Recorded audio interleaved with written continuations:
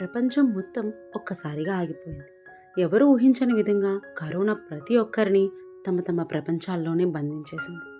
Lockdown వల్ల ఇంట్లోనే ఉండాల్సిన రోజులు, మనందరికీ తెలియని కొత్త పరిస్థితి, ప్రతి ఒక్కరి జీవితం మారిపోయింది. కానీ అప్పుడే నా జీవితంలో ఒక కొత్త కథ మొదలవుతుందని అప్పుడు నాకు తెలియదు.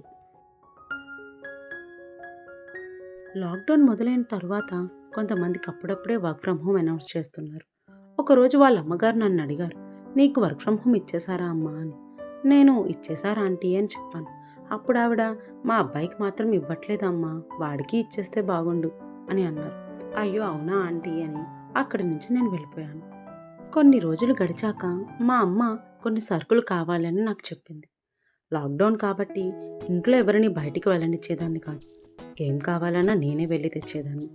అలా నేను బయటికి వెళ్తుండగా అతను లిఫ్ట్ దగ్గర ఎదురయ్యాడు. అప్పుడు నన్ను అడిగాడు, మీకు వర్క్ ఫ్రమ్ హోమ్ ఇచ్చారా అండి అని. అవునండి ఇచ్చేశారు అని చెప్పాను. అప్పుడు అతను, మాకు మాత్రం ఇవ్వట్లేదండి, శాలరీ మాత్రం వస్తుంది అని చెప్తున్నారు, చూడాలి అని అన్నాడు. అవునా, అది మంచిదేలేండి అని అనేసి సరే అని అక్కడి నుంచి వెళ్ళిపోయాను. అలా ఒక చిన్న కన్వర్జేషన్ మా మధ్య జరిగింది.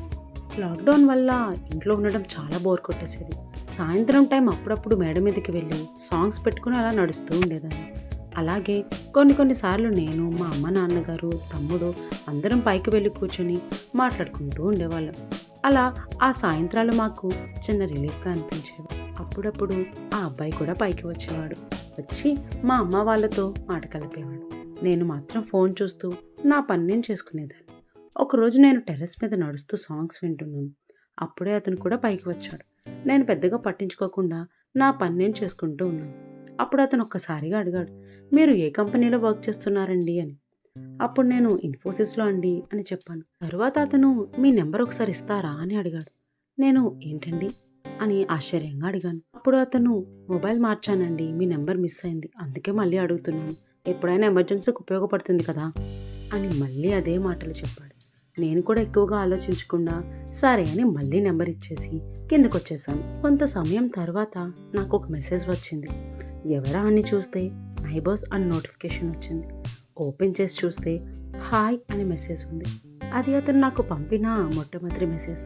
ఆ రోజు ఏప్రిల్ 5. ఆ హాయ్ చూసాక దానికి రిప్లై ఇవ్వాలా వద్దా, మాట్లాడాలా లేక ఇగ్నోర్ చేయాలా, ఇన్ని రోజులుగా ఎప్పుడూ లేనిది ఇప్పుడెందుకు మెసేజ్ చేశాడు, అలా రకరకాల ఆలోచనలు. అది ఒక చిన్న హాయ్, కానీ అక్కడి నుంచే మా కన్వర్జేషన్స్ మొదలయ్యాయి. అది ఫ్రెండ్షిప్ మాత్రమేనా లేక ఇంకేదైనా మొదలవుతుందా? To be continued.